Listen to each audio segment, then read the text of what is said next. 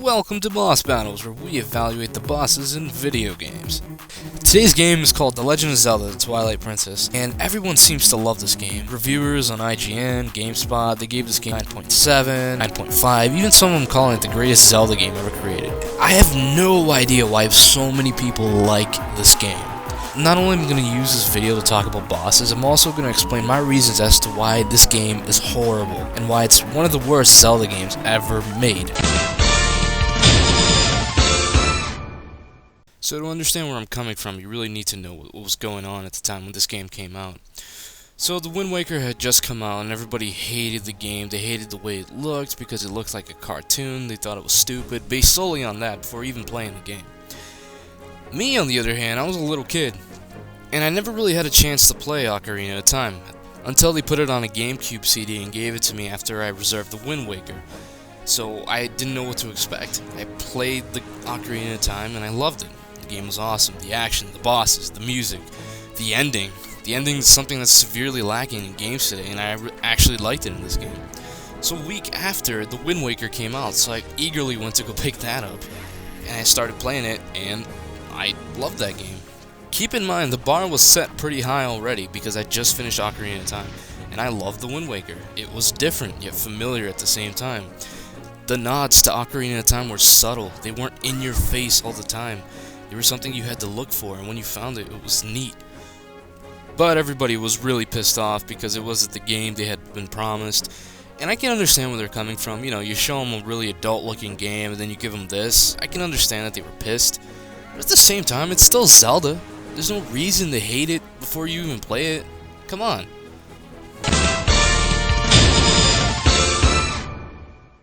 Now, I've re-recorded this one specific boss segment several times because I just can't really explain why this is such a bad boss. And I think the reason is because no matter how many times you play it, you will have the same exact experience. You go in, there's 2 plants, you get them to eat the bomb, then the real boss comes out, and then you can't attack him until the monkey comes out, and then you hit the boss once and then it falls, and then it comes back up, and then you gotta hit it one more time, slash die, and then it's dead. That will be the same exact experience every single time, and from the get-go, before you even beat it, it feels that way. It's like an interactive cutscene where you're just following the motions. Aren't boss battles supposed to be a little more random, where you don't really know what's gonna happen? Isn't it supposed to be a little more exciting? This wasn't exciting, this is stupid. The monkey dungeon, as I like to call it, was long and it was tedious. Right after that, what was it, an hour-long intro to teach you how to play the game? Then we get this dungeon, and then we get this letdown of a boss. This isn't how you start a game, guys. I mean, let me give you an example so you don't think that I'm nitpicking here. Remember in Ocarina of Time what they did at the very beginning? After you got through the whole Deku tree, you got to the bottom, you go through the door and everything is dark and cloudy and everything is ominous. At that point you really don't know what to do, and then you look up and you see this thing. Yeah, freaked you out, and then the boss battle started.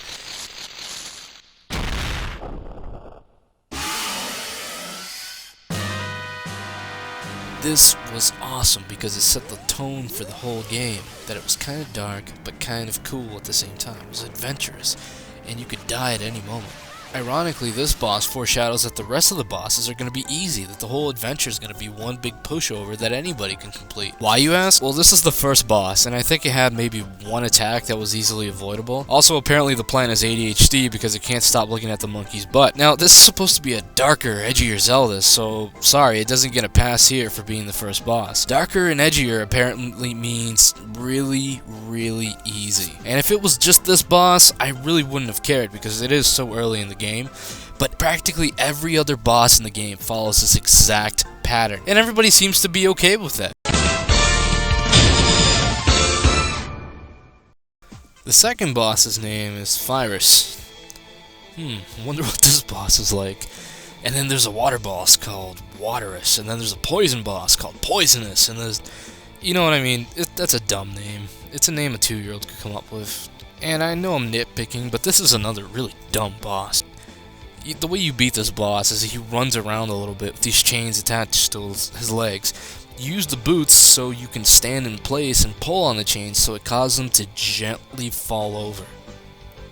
I'm sorry, if this is a monster that the Gorons apparently can't take out, why would a gentle trip cause him to get knocked out long enough for you to attack him? And I know this is nitpicking, but this is supposed to be a darker, edgier, more adult Zelda, so these questions become logical.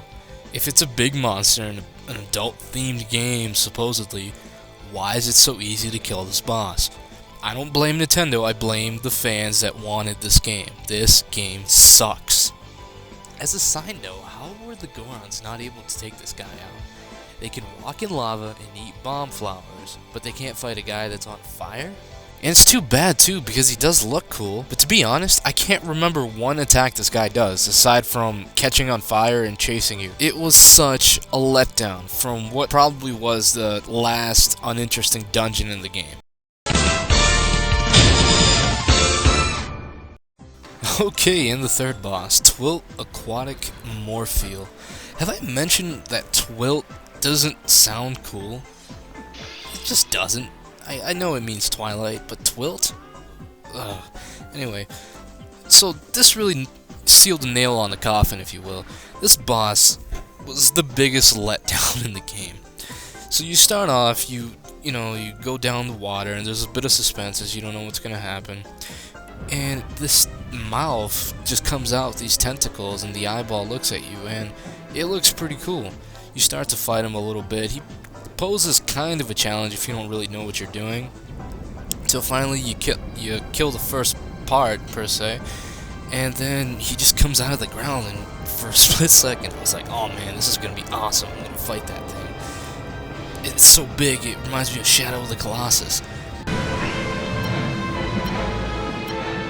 And it turns out it really was like Shadow of the Colossus. Yeah, remember when you felt bad for getting rid of a defenseless creature in that game? Yeah, it's the same thing here.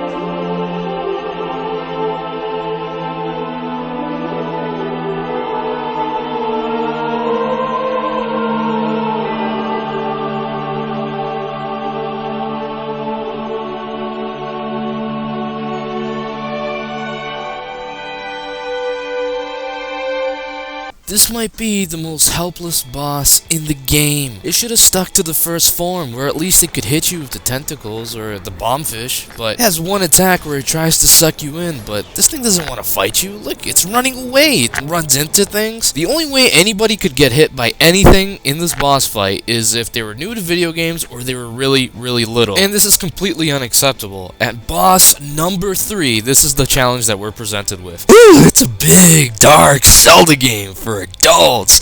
Ooh, this is the game we've always wanted. Yeah, big dark, everything's dark, you can't see 'cause it's so dark. Also, while we're on the subject of a water boss, let me just point something out. The water temple was not hard. If you like this boss, you probably thought the water temple was hard. It was not, and neither is this boss. In conclusion here, bosses are supposed to be something random and difficult, and kind of a reward in the form of a challenge, so you can feel a sense of accomplishment after you beat them. Not this. This just reflects video games today, how they're all about cutscenes and showing you things instead of offering you an actual challenge. At this point, I didn't really expect much from the game. It gave me some really cool dungeons, and it gave me a lame boss. That's what the pattern was, so I was guessing the same thing here, and I wasn't wrong. First, you enter the room, then you talk to Zane, and then you see this giant bone thing. You're like, oh, this is gonna be sick. And then it turns out to be a Mario Party minigame.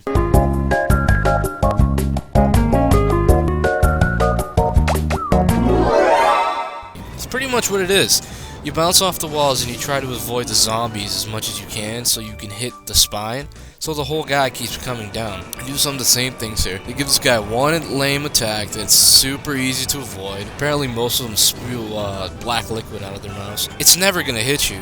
And look, I'm not saying it needs to be Contra, but why put an attack in the game that isn't gonna hit the player? So what's the point of this? Can I just skip it, get my heart piece, and leave? Like, alright, so you hit the spine a few times, and then the guy falls down, and the whole temple starts to cave in, the sand goes down, and everything's dark, and Link has to hump the ground a few times to make the platform comes up, and oh, he's still alive. And I just want to bring this up at this point. And here's the thing, every single boss in this game seems to have a second form, but for some reason the second form is always more useless than the first one. I don't really get what it is, so the more forms you have, the more useless you are. And if you do it every time, it's not going to surprise anybody, and isn't that the kind of the point of a second form, is that you think you've won, and it's actually still alive, and the fight goes on. I think Virus was the only one that doesn't do it, and Anyway, so he knocks you off the top. Not the top, but the top of the thing. Shut up. So he knocks you off the top of the thing, and you fall, and now you have to use the top to go up the tower. And for a split second, this is really cool. You know, the music is horrible in this, but it's, you know, it's Ocarina of Time remixed. So you're going on the top, and you're going up the tower, and this guy appears, and his attacks are ridiculously easy to avoid. And you just hit him once, and then you just hit him in the head, and am I beginning to make my point here as to why this game is such a letdown?